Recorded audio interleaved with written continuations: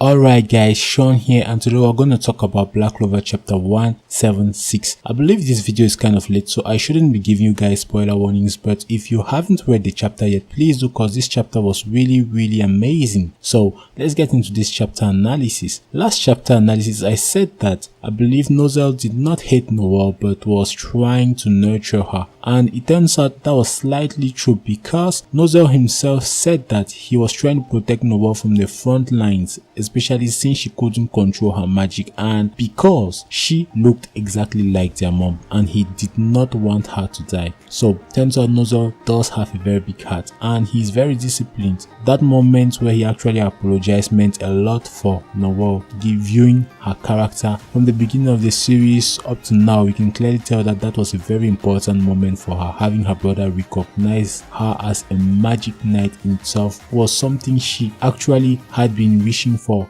a long time. I mean, Noelle never had any good memories with her family, but it turns out that her elder brother was just trying to protect her. I don't actually know whether Nebra and Solid were putting up an act as well, but it appears they knew of Nozel's intentions and probably were just playing along, though I still think that Solid harbors hatred towards Noelle. So having said that, this chapter was really amazing. At first I thought this elf that they were fighting against was just a mid-tier elf, but come on guys, this guy is actually handling 4 royals simultaneously and isn't breaking a sweat, so he definitely is a high tier elf. And there's also Latry, and we already knew that when Gerd Prozo, I believe that's how he's called, questioned William Vengeance on how he was always getting his hands on very powerful mages and they were always part of the Golden Dawn, he actually answered that it was a secret. But now we know that most of the elves that are actually from the Golden Dawn might end up being high tier elves, so it might turn out that Petrie, who was William Vengeance's other person, was trying to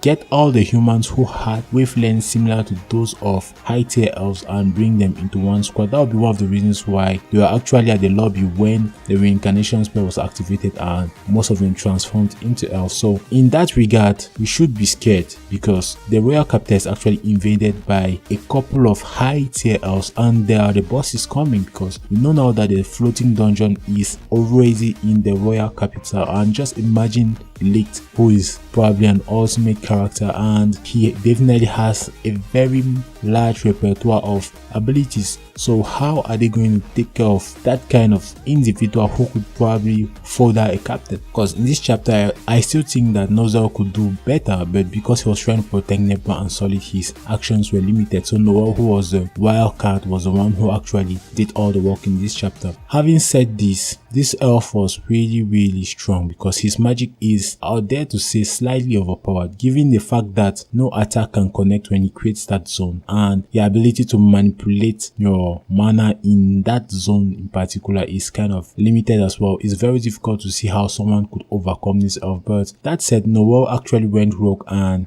forced him into a corner. It was either he drowns or he releases the zone, and the moment he did, Nozel's ability to control his mercury magic was the key and he believed he had taken him out. But unfortunately, after apologizing to Noelle, something weird happened. The elf stepped back up and stabbed Nozel pretty bad. So I don't think Nozel is up for the count now. I believe it's up to Noelle and her siblings. Now, given Nebra is in no condition to fight, I believe she might at the very least be able to, assist Noelle in one way or another, and it's time for Solid himself to step up. Come on bro, you're a man, you can't be cowering in fear when your junior sister is the one doing all the work. But given what happened at the end of this chapter, I still think Noelle might be able to handle this on her own. Now, the dress Noelle actually wore is very similar or strikingly similar to the dress Asia wore, but the problem is Asia actually used steel magic and Noelle uses water magic, so it's probably the same style but with different elements. And I don't actually know how Noelle was able to develop this skill. Maybe she did this through training, but like I said in one of my theories, the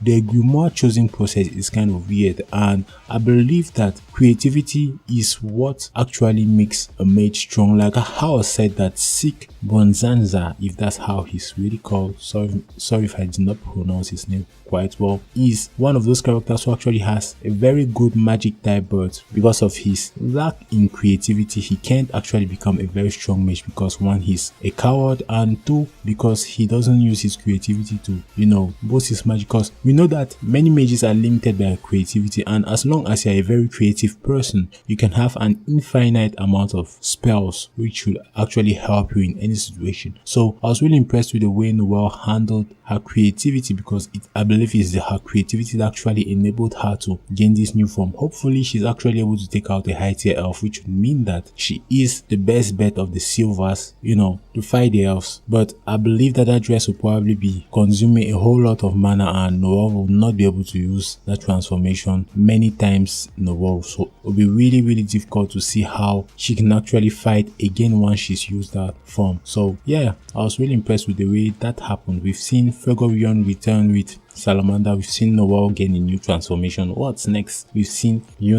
get into his mana zone and has his spirit dive now. We've also seen Asta gain a new sword. So it'll be really cool to see what happens next. I'll actually be working on a theory that I've been working on since, and I'll try to complete it as early as possible. So that's all I had to say about this chapter. What were your thoughts about this chapter? I'm really interested to know what you guys thought about this chapter. Was it good? Was it bad? What were the good points you actually found about this chapter? And yeah, so that's all I had to say. If you're new to the channel, please subscribe, and I'll see you guys in a couple of hours for the theory video. As usual, I'm your host Sean, and this is bye bye for now.